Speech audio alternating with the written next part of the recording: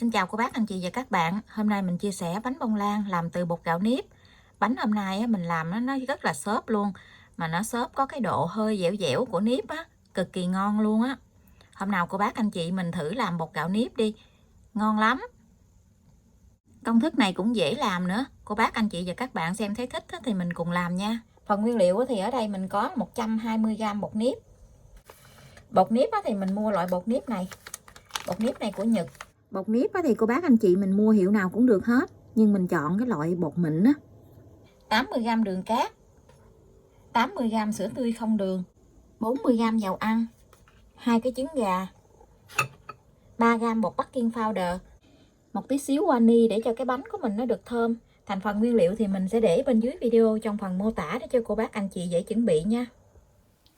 Và mình sẽ cho 2 cái trứng vô tô. Trứng này là mỗi một trứng là 57g, mình tính cả vỏ luôn á.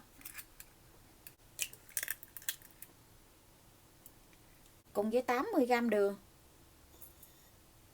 Mình đánh cho bông cái trứng này lên.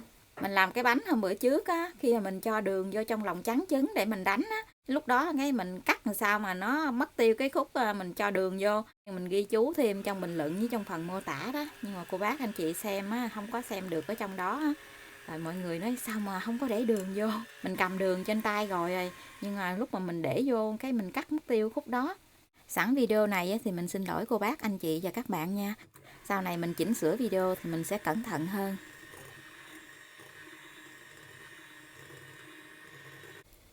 Cô bác anh chị mình đánh khi nào mình dở cái que đánh trứng lên nó có một cái dòng đặc vậy là được nha. Cái dòng chảy như vậy. Dòng chảy này nó cũng mềm chứ không phải cứng. Giống như trên hình nha. Tiếp theo thì mình sẽ cho 40ml dầu ăn vô. Mình đánh cho dầu ăn này nó tan ra. Sẽ cho 80ml sữa tươi không đường.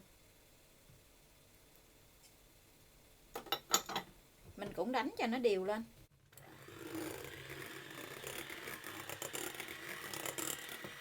Bây giờ thì mình sẽ trộn 3g bột baking powder vô trong 120g bột nếp. Gây qua bên cái gây gì để cho cái bột nó mịn.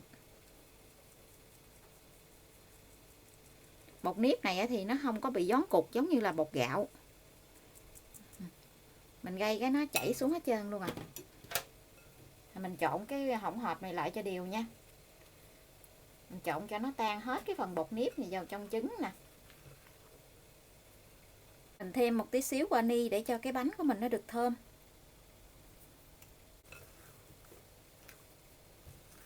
Mình trộn tất cả cái hỗn hợp này nó đều lại rồi thì mình sẽ cho vào trong khuôn để nướng luôn nha.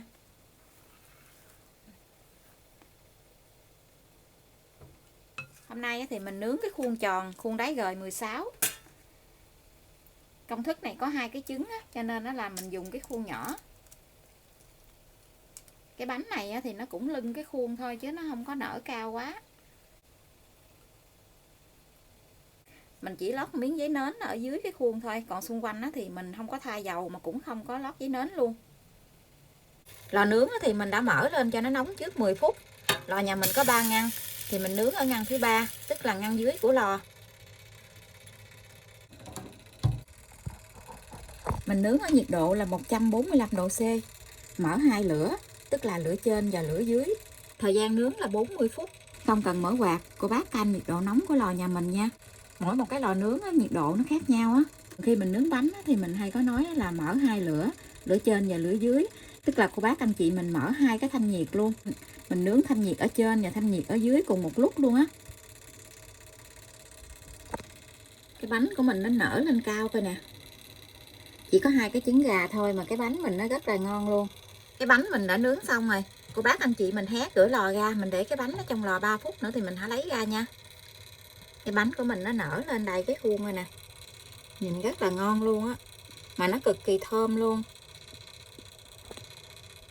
Giờ mình lấy cái bánh ra. Khi mà lấy cái bánh ra, cô bác anh chị mình thả cái bánh xuống mặt bàn vài cái như vậy. Để cho cái bánh nó tách ra khỏi cái khuôn á. Mình lấy cái dĩa lưới nè, để mình úp cái khuôn bánh xuống. Mình úp cái khuôn bánh xuống như vậy, để tí xíu nó nguội thì mình hãy lấy ra nha. Cô bác anh chị cứ để yên vậy luôn. Cái bánh mình nguội rồi, bây giờ thì mình sẽ lấy cái bánh ra nha.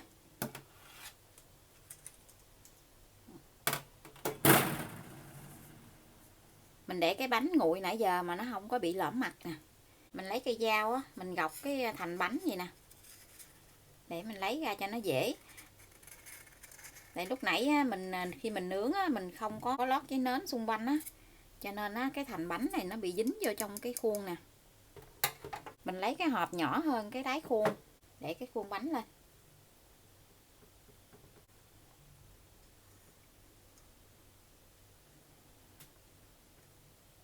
Ồ, wow, cái bánh kìa nè, ngon quá chừng luôn á. Cái bánh của mình nó núng na núng nín kìa nè, rất là ngon luôn á. Nó mềm, nó xốp lắm. Bây giờ thì mình sẽ cắt cái bánh này ra cho cô bác anh chị xem cái độ xốp của cái bánh như thế nào nha.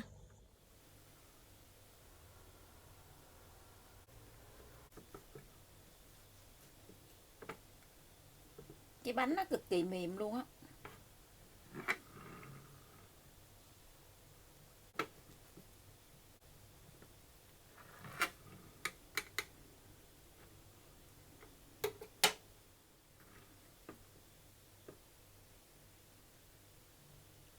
Wow, cái bánh này quá chừng ngon luôn cô bác anh chị ơi. Nó rất là xốp luôn á.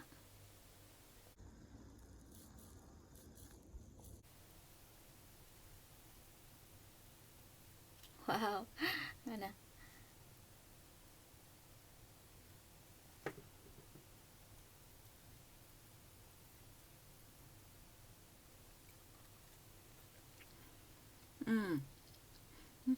Nó cực kỳ ngon luôn.